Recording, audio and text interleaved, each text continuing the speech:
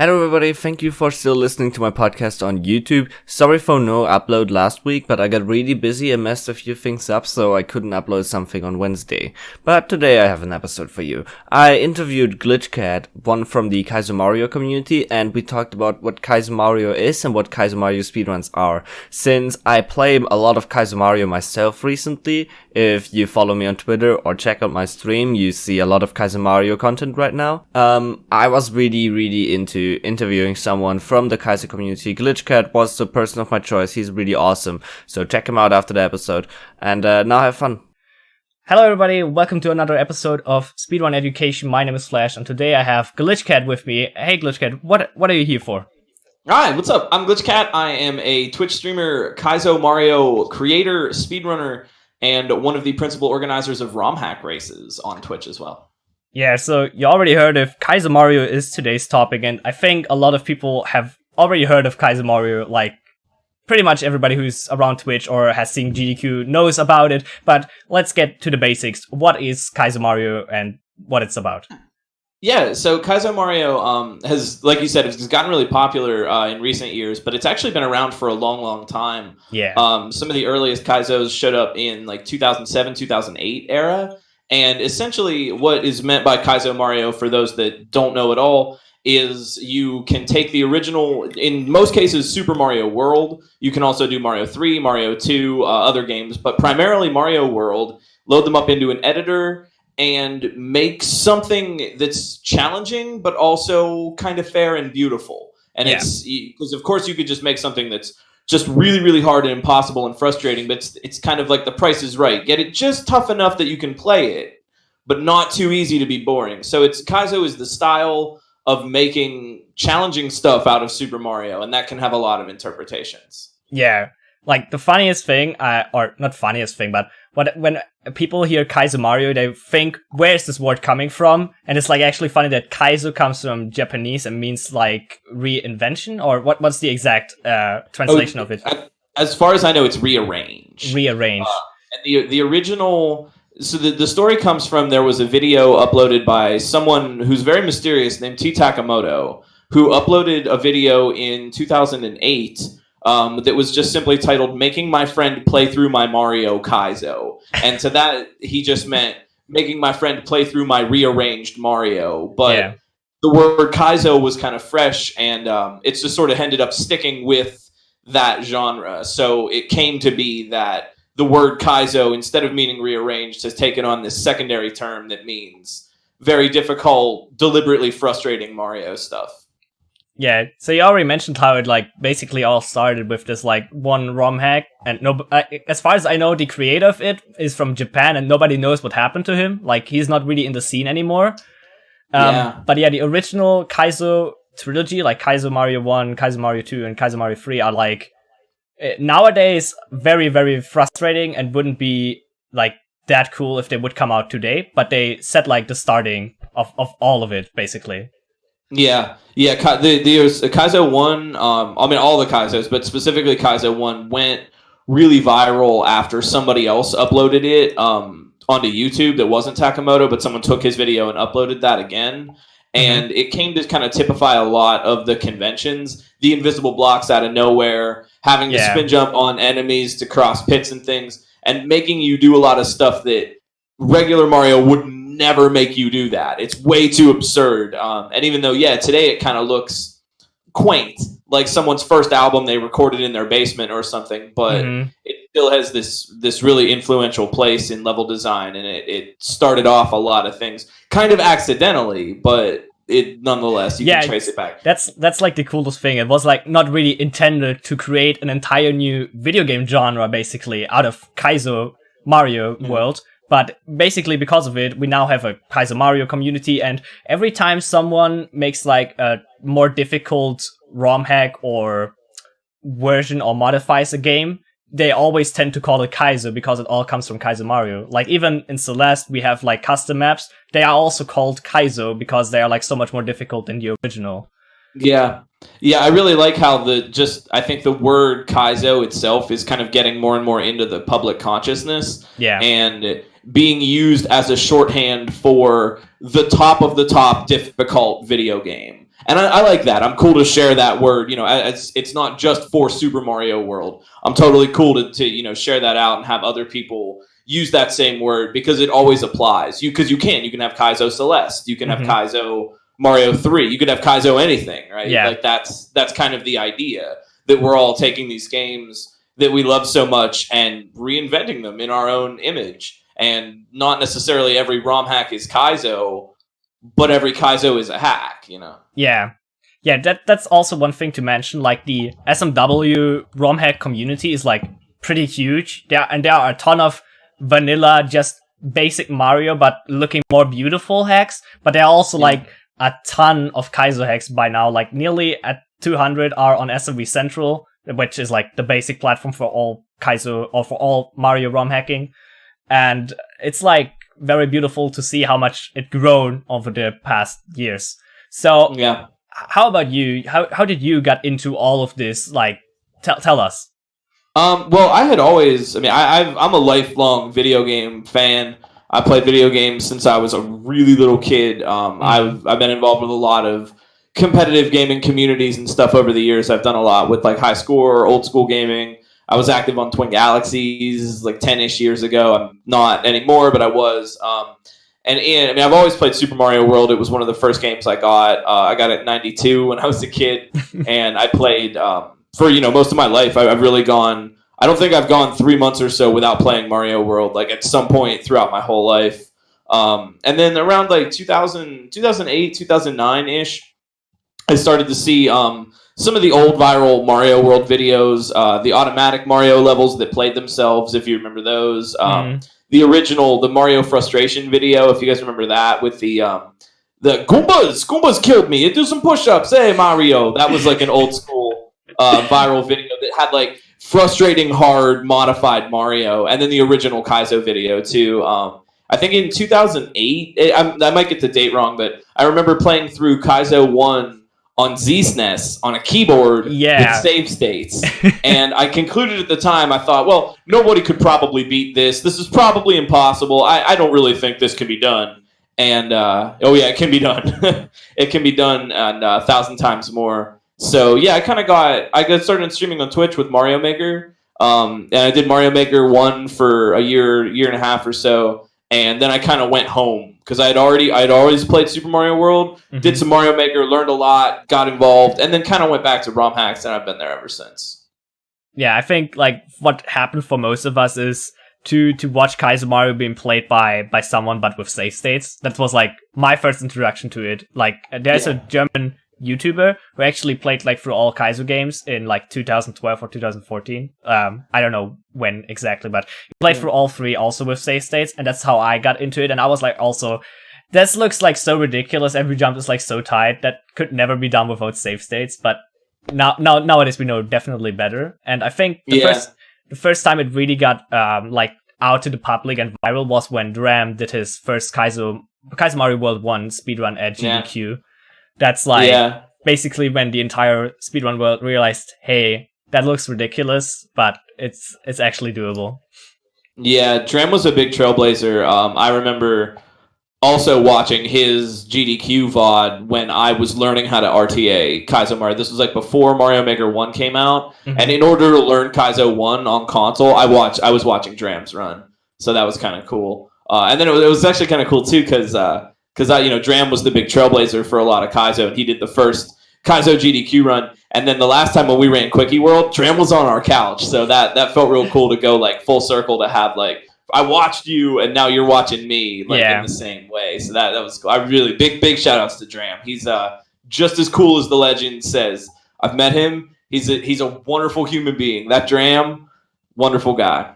Yeah, you already mentioned like watching one guy and then a few years later you are the runner yourself. So tell us a little bit more about the Kaizo community, because in my opinion, like especially the Kaizo Mario community has so many very, very lovely people, and I feel like it's one of the communities where it feels the most as a family because of Mario Colosseum, for example, and all those different things. Like always when GDQ is around, you guys do something as a group on the stage basically nowadays. So it's like really cool. So tell us something about that, because I'm really excited to hear something. Yeah.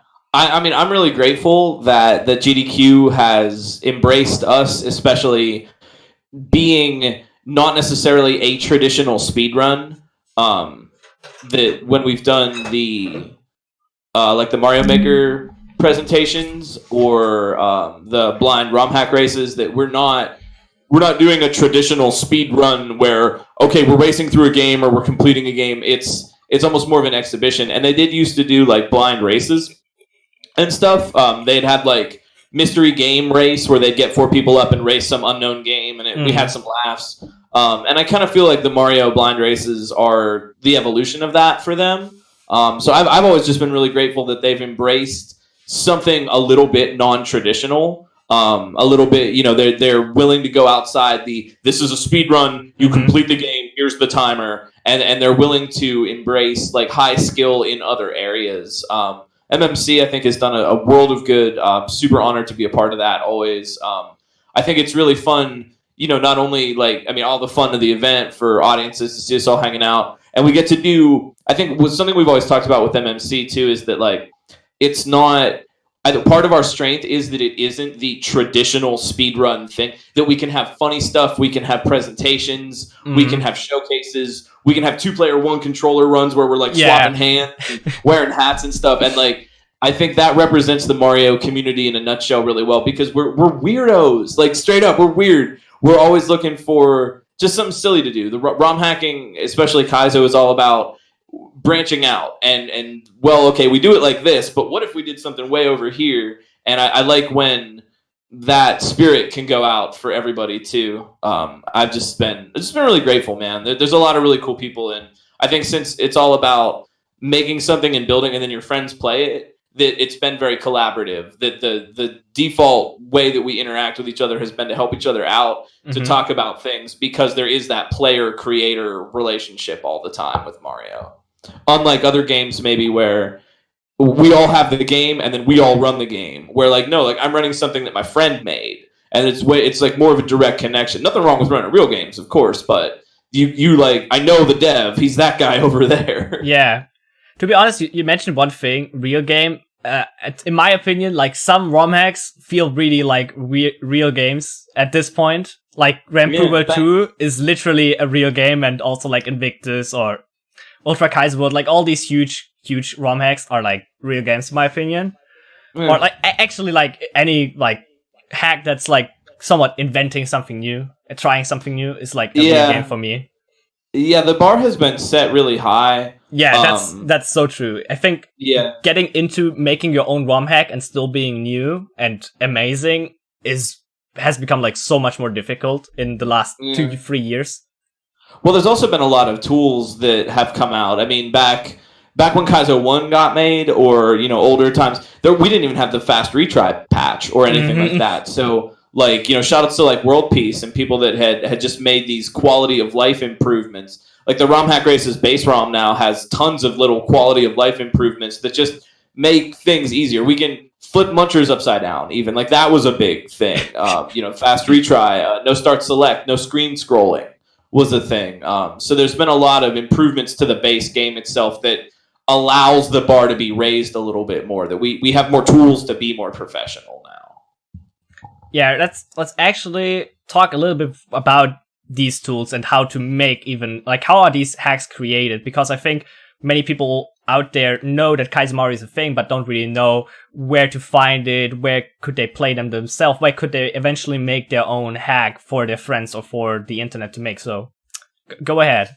Sure, yeah. So there's a program called Lunar Magic, and it's been around for a long time, and it's actually still getting updated. They just recently, I think a year or so ago, they put out a new update with some new features, and Lunar Magic will allow you to take a ROM of Mario World on your device and open it and start to rearrange it. You can delete all the things in a level, put new things in a level. You can rearrange the overworld. You can change what levels. You can change what it looks like, the colors, the graphics. You can do a lot of stuff with it. And then on top of Lunar Magic, there's also ways that you can add extra code. It's called ASM or assembly code.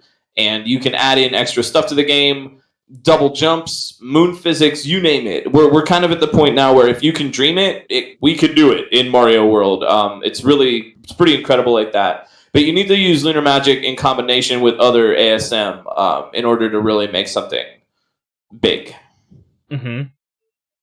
Yeah, so Lunar Magic is basically like the first Mario Maker, like in that sense, I want to say. Yeah. Like I knew about Lunar Magic for a very long time now, and then they made Mario Maker, and I felt like, hey, that's like a really fucking great idea that they made it. So speaking of Mario Maker, because I think a lot of people also realize what Kaizo is through Mario Maker, because it's like so much more open to the gaming community. Yeah. So tell us how that helped on the growth, and what eventually are the difference between SMW Kaizo or Mario Bros. 3 Kaizo and Mario Maker. Because a lot of people tell me that there's a big difference, but for the public eye, it like consistently people ask those questions on Twitch. Sure. Yeah, I think Mario Maker was a really good. I mean, Mario Maker gave us a lot as a jump start. I had known about Lunar Magic before Mario Maker came out, but Mario Maker I think gave us all a chance to. It made it easy to build levels. Yeah. You can draw really easily. You can just make some stuff, and you don't. Lunar Magic does have a bit of a learning curve. You need to learn some technical stuff. Watch a tutorial. It takes a minute to figure out how to do what you're trying to do sometimes. But Mario Maker is, of course, supposed to be really easy to use. I think the first thing that Mario Maker really did there were two things. One, it gave us the opportunity to try making levels and seeing how other people played them. And at the beginning, I mean, I was there when Mario Maker 1 launched. I was on Twitch for the early years of Mario Maker. We were all really bad, okay? Like, we were all really bad at doing this. We really had no clue how to, all these rules of good level design that we have now. We didn't have that. We learned all those, and we had this big conversation for a long time. The second thing Mario Maker did was it gave people a chance to build themselves training areas. If you wanted to practice shell jumps or something before Mario Maker, you'd have to go to a spot in Vanilla Mario World where you could practice shell jumps. But now you could just make yourself a room with Koopas coming out of a pipe, and you can stand there all day. So we all built these practice rooms, and we all just had a chance to just get a lot better at the game really quickly because we could focus on specific skills and do a lot of experiments with tech and items and things. So in the first, I'd say 4 or 5 or 6 months of Mario Maker was when we all kind of went from like bad to being like, oh wow, we're getting very good. But I think ultimately Mario Maker, I like to describe it like Mario Maker is a box of crayons, and Lunar Magic and ROM hacking is like the whole craft store. You could draw great pictures with crayons, but if you want to do some cross stitching or make a wooden cabinet, like you can't do that with crayons. So Lunar Magic is more difficult to use, but is more powerful, and Mario Maker is more simple to use and easier, but you have less options for what to do. Both styles can make really incredible Kaizo levels, and that's not a dig at all on the really amazing Super Mario Maker 2 Kaizo levels that have been coming out. There are some really talented players that do really cool stuff with that game. There are players like who played for several years now, like obviously for several years. Like you have told, you tried this since like 2008, 2009.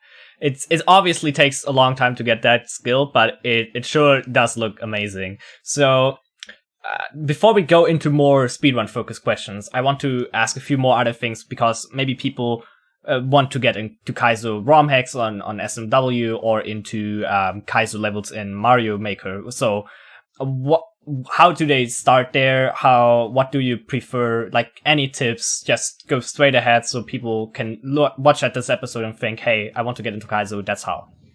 Yeah. Okay, so if you want to get into Kaizo, here's the play.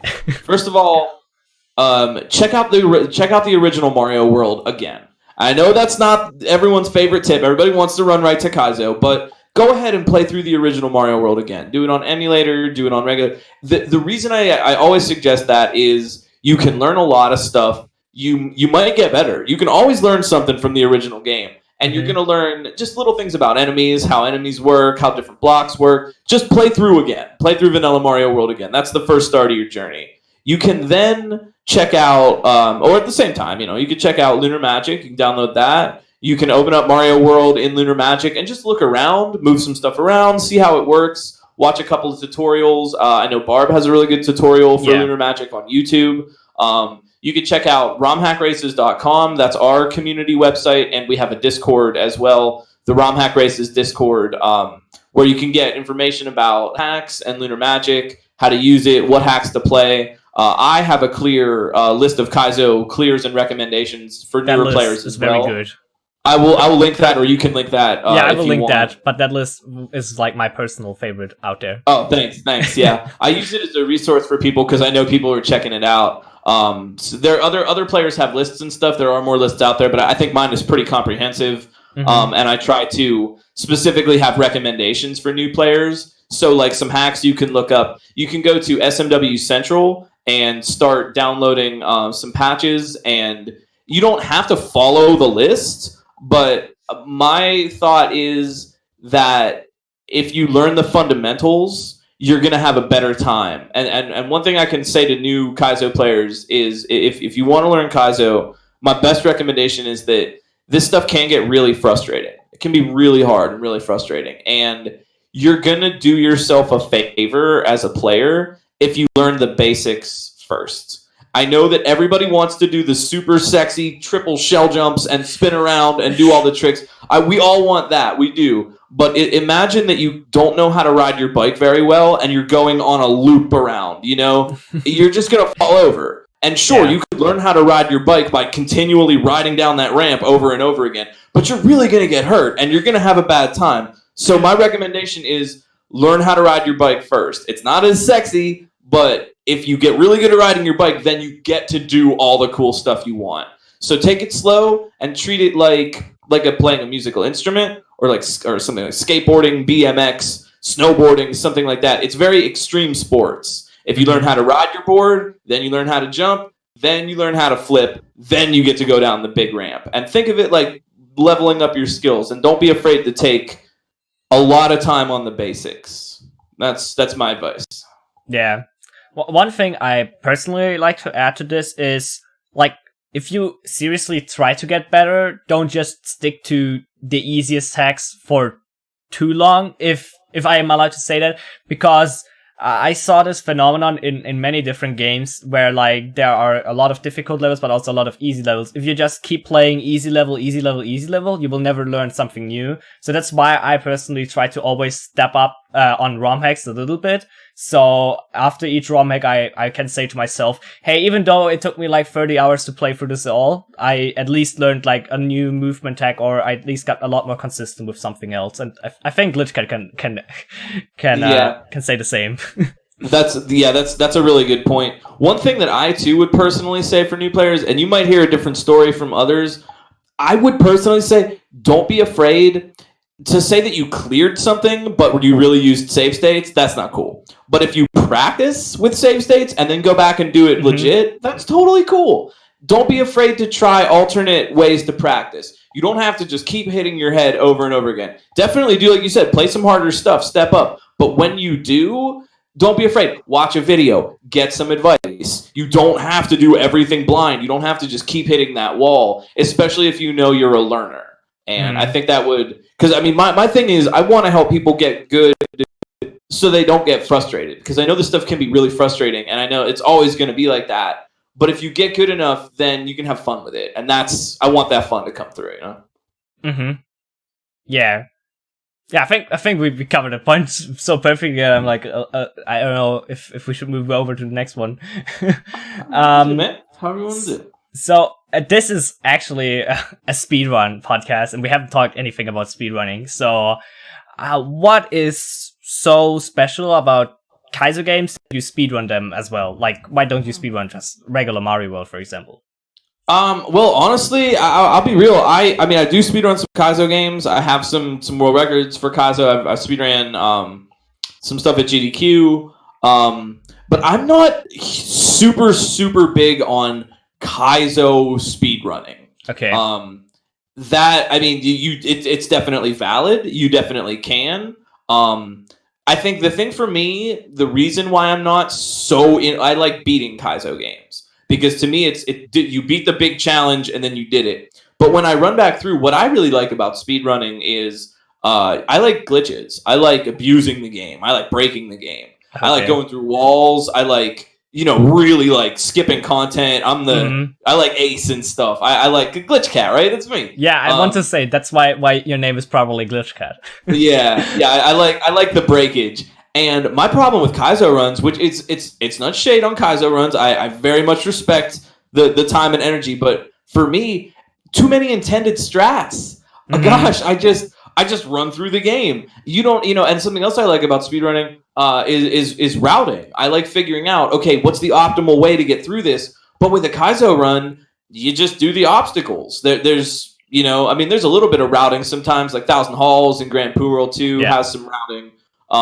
But for the most part, you just beat the level and don't die. And I like it a little bit more when you get to do stuff on top of that. That the run is presumed to be deathless, and then on top of deathless, you're saving all this time by doing trickery. I do have some Kaizo speedruns, and I like I said, I definitely think it's valid, but I'm not as much of a Kaizo speedrunner. Okay. As maybe the next guy.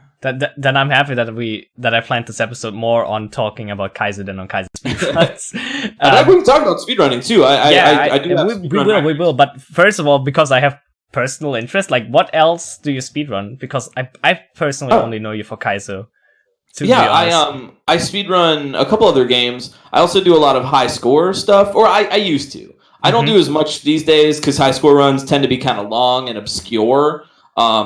But I speedrun, my game is Cool Spot. Cool Spot for Super Nintendo. I ran that at GDQ 2018 at SGDQ. I took about a minute off of Darbian's old time, which was cool, and him and I became friends over that, so that was nice. Speedrun Cool Spot. I have a time on Micro Mages. It's a homebrew NES game that's really, it's like a new NES game. It's super fun. I like to speedrun the game Wiz for Super Nintendo. It's a really obscure one, but it's really cool. You're a little rabbit in a top hat. You run around a maze. I'm thinking about getting into some other stuff. I'm sorry. Go ahead. I think I've seen that game actually, but I'm not. Yeah, sure. Wiz is cool. I'm kind of picky about what I speedrun because I really I have to like it.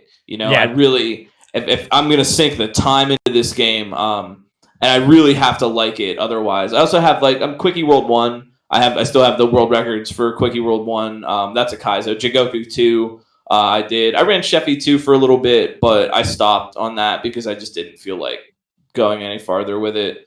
And I'm trying to think. Oh, I have a time on DuckTales. I'm 85th place or something. The Game Boy game? No, the NES DuckTales. Oh, okay. The Andy DuckTales. I remember that race from GDQ. It was actually on the highlight video on 2020 GDQ, I think, as well. So so can I ask the question, why do you speed? What is then the biggest? That you already told it, but would you say Kaizo? What is the excitement for Kaizo speedruns? To ask it like that, because you said you are more of a glitch person. So what would be reasons for people to run Kaizo instead? On the other hand, because it's less glitchy and less routing. Sure. Oh, it feels amazing. I mean, take a look at one of these hard. I think it's something that I've heard guys like Laser Belch, Noble Tofu, who do a lot of runs. Something I've heard them say a lot, which I definitely agree with, is that you take this game that took you 8 hours to beat, 10 hours, 20 hours, and then you run through it in 45 minutes. Wow, all this stuff that used to be super hard.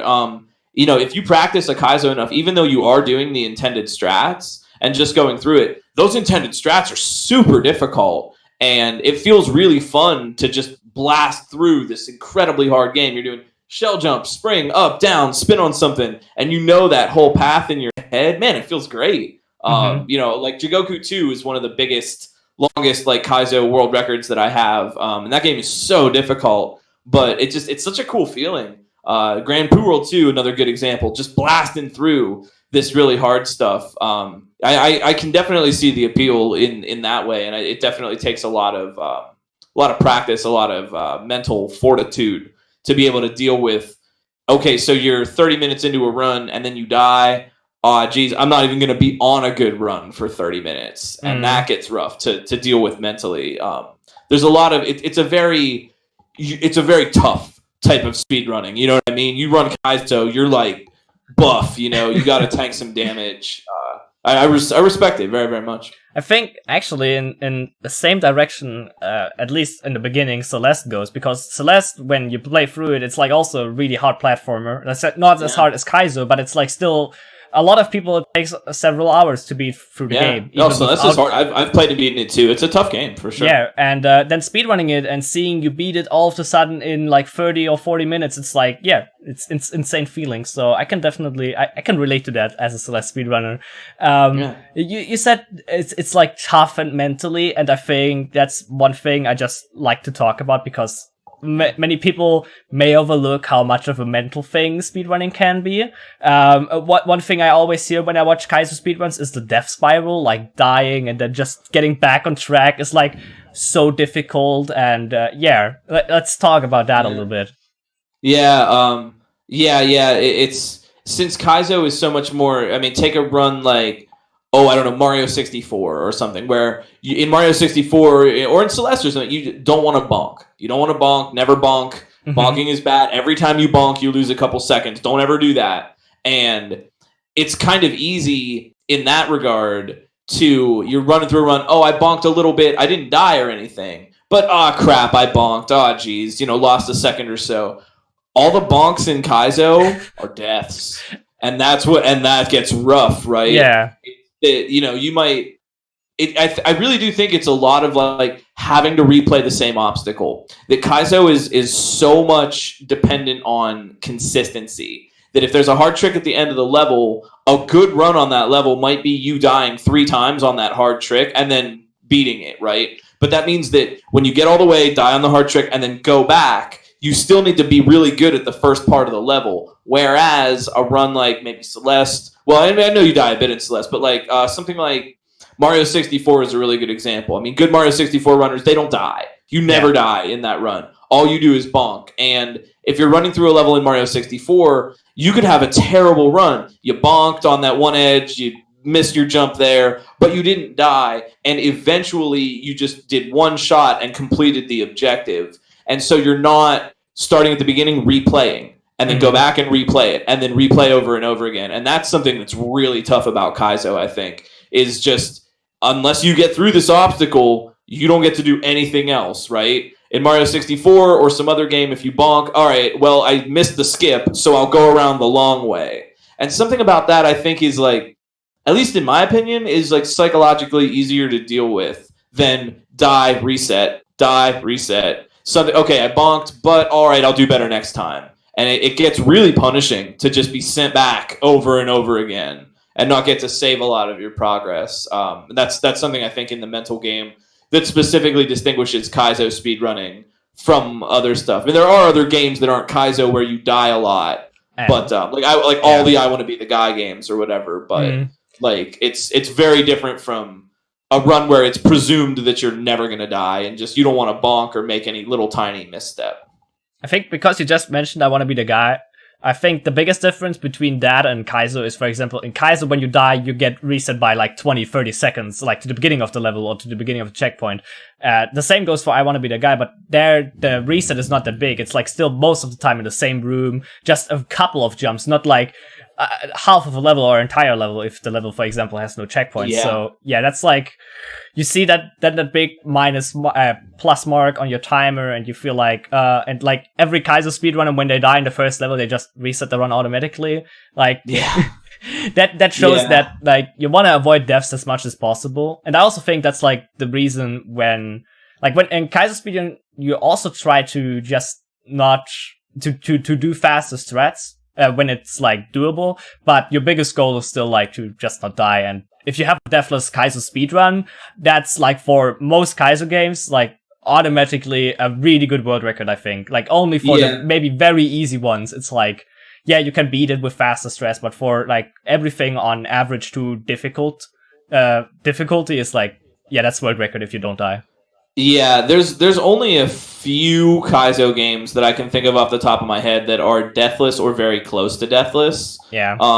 for the majority of Kaizo speedruns, yeah, if the world record died 8 times and you die 6 times, world record for you. Yeah, there are some games that aren't like that, though. Quickie World 1, specifically, my time on Quickie, the any percent and the 100% run, it has to go way beyond Deathless. Games that are getting close to that are like Dram. Dram 1 is getting really close to that. Also, Invictus with Calco's time having like 3 deaths or whatever. Oh, that's impressive because Invictus looks like also like a really tough Kaizo. Yeah, and in some cases, like in some games like Invictus, where it's down to 2 or 3 deaths, 1 death could be more costly than 2 easy deaths. If you die twice right at the beginning of a level, that's better than dying at the end of the level because you actually lost time.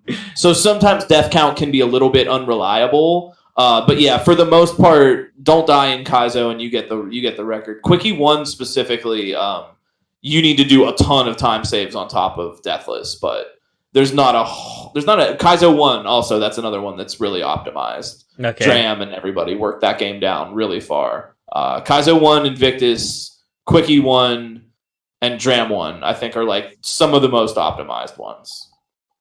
Okay. Nice. So there you heard like really good Kaizo. Like for example, Quickie World 1 is like one of the best Kaizo games to start with. So I just want to end this episode with, like we already talked about it, but what games should you pick up when you want to speedrun and when you just want to play good beginner ROM hacks? And I think with that we have like a nice, well-rounded episode, and then we could eventually jump to viewer questions if anybody has something. Sure. Some recommendations of mine. Like I said, the original Mario World, you can never play that game too much. And all the Kaizo masters that we all spent a buttload of time with original Mario World. I like Quickie World 1. I like Quickie World 2. I recently came across this new hack, Super Take a Break World. It is amazing. Great for beginners. I recommend every beginner check out Super Take a Break World. It's just amazing. For a little bit harder stuff, I really like Akagare. Yeah, that's my Boy World is really my fun. game right now. Yeah, Akagare is really good. Also too, there's some really good stuff in Mario 3 and Mario 2 as well. Small shameless plug, but Return to Subcon by that GlitchCat fella, the Super Mario Brothers 2 hack is pretty fun and approachable, and it's easy without being insane and difficult without being insane. Trying to think what else.